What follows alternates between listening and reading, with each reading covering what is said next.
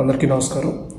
పార్వతీపురం నియోజకవర్గం బలిజిపేట మండలం పెదపెంకి గ్రామంలో బోధకాల సమస్య అనేది ఎంత తీవ్రంగా ఉంది, దానివల్ల ఎంతమంది వృద్ధులు కానీ, చిన్నపిల్లలు కానీ, యువకులు కానీ, మహిళలు, పురుషులు అందరూ కూడా ఎంత బాధపడుతున్నారనే విషయం చాలామందికి తెలుసు. ఈ విషయాన్ని 2018లో జనసేన పోరాట యాత్ర సమయంలో పవన్ కళ్యాణ్ గారి దృష్టికి తీసుకెళ్ళడం, పార్వతీపురం సభలో మాట్లాడారు పెదపెంకి బోధకాల సమస్య గురించి. అలాగే బొబ్బిలి సభలో కూడా ఈ విషయాన్ని ప్రస్తావించడం జరిగింది. ఆ రోజు వరకు కూడా పార్వతీపురం నియోజకవర్గంలో ఈ మారుమూల గ్రామంలో ఇలాంటి ఒక సమస్య ఉంది, అలాగే స్టేట్ మొత్తంలో కూడా ఈ సమస్య ఉందని, ఆ సమస్య ఏ గ్రామాల్లో ఉందో, ఏ ప్రాంతంలో ఉందో వాళ్ళకి తెలిసి తప్పితే స్టేట్ మొత్తానికి తెలియదు.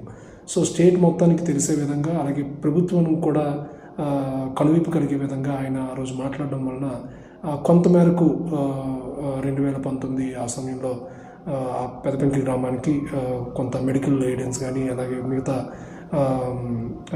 సపోర్ట్ అనేది అందడం జరిగింది. పెన్షన్ విషయంలో కానీ కొంత మేలు జరిగింది. తర్వాత వచ్చిన వైసీపీ ప్రభుత్వం కాస్త ఆ సమస్యని పక్కన పెట్టడం వల్ల, అలాగే వ్యాధిగ్రస్తుల్ని పట్టించుకోకపోవడం వల్ల చాలా ఇబ్బంది జరిగింది. దాని తర్వాత 2024లో కూటమి ప్రభుత్వంలోకి వచ్చిన తర్వాత, పవన్ కళ్యాణ్ గారు డిప్యూటీ సీఎం అయిన తర్వాత ఒకసారి మాత్రమే మేము మళ్ళీ ఒకసారి గుర్తు చేయడం జరిగింది.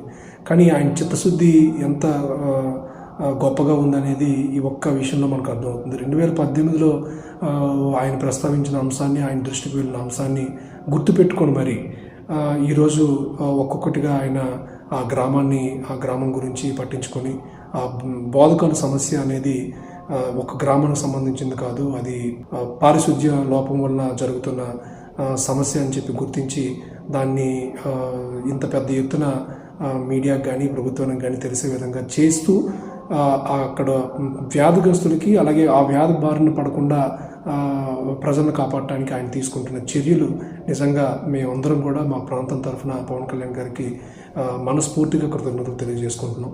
మీ చిత్తశుద్ధికి హ్యాట్స్ ఆఫ్ సార్. ఎందుకంటే నాయకులు వస్తుంటారు, వెళ్తుంటారు, ఏదో హామీలు ఇస్తుంటారు, జనాలు కూడా నమ్ముతుంటారు. కానీ ఆ ఇచ్చిన హామీని, మీరు మాట్లాడిన ప్రతి మాటని కూడా గుర్తుపెట్టుకొని, ప్రతి ఒక్క అంశం మీద కూడా మీరు ఎంత దూరదృష్టితో ఈరోజు పెదపెంకి గ్రామానికి మన పంచాయతీరాజ్ శాఖ ద్వారాగా మీ చొరవతో 6 కోట్ల చిల్లర 6 కోట్ల 10 లక్షల రూపాయలు మీరు గ్రాంట్లు ఇవ్వడం జరిగింది. అక్కడ రోడ్లు కానీ, పరిశుభ్రత వీటి గురించి కానీ, డ్రైనేజ్ సమస్యలు తీర్చడం గురించి కానీ మీరు ఫండ్స్ రిలీజ్ చేయడం జరిగింది. ఈ సమస్యతో నిజంగా బోధకాలు సమస్య అనేది, ఆ వ్యాధి అనేది మరి మిగతా వాళ్ళకి రాకుండా ఉండటానికి మీరు తీసుకున్న చర్య ఏదైతే ఉందో నిజంగా హర్షణీయం. అలాగే బోధకాలు వ్యాధి బారిన పడి ఈరోజు బాధపడుతున్న, సతమతం అవుతున్న, ఆ ట్రీట్మెంట్ సరిగా పాపం చేయించుకోలేక, వచ్చిన పెన్షన్ డబ్బులు సరిపోక, వాళ్ళ ఆర్థిక పరిస్థితి కూడా అంతంత మాత్రం ఉండడం వలన చాలామంది ఇబ్బంది పడుతున్నారు.